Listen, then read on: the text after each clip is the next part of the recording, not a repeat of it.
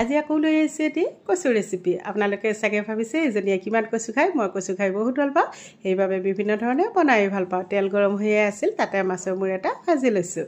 ৰহি যোৱা তেলখিনিত দিছোঁ গোটা জিৰা কেইটামান, ডাঙৰ মিহিকৈ কাটি লোৱা পিঁয়াজ এটা দিলোঁ, কেঁচা জলকীয়া দিছোঁ 2টা, থেতেলিয়াই লোৱা নহৰু অলপ দিলোঁ, জোখমতে দিলোঁ হালধি। এতিয়া কচুখিনি বহাই দিছোঁ। কচুখিনি মই এনেকুৱা ধৰণৰ টুকুৰা কৰি ৰাখিছোঁ। সোৱাদ অনুযায়ী দিলোঁ নিমখ, ভালদৰে লৰাই দিছোঁ। ঢাকনি লগাই সিজিবৰ কাৰণে কম জুইত ৰাখি থৈ দিলোঁ।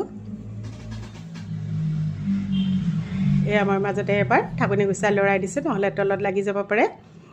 অলপ অলপ সিজিছে কচুখিনি, আকৌ ঢাকনি লগাই সিজিবৰ কাৰণে ৰাখি থৈ দিলোঁ।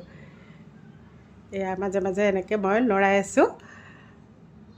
একে শেষত দিছোঁ অকণমান জালুকৰ গুড়ি। জালুকৰ গুড়ি দিলে কচুত খাবলৈ বহুত বেছি ভাল লাগে।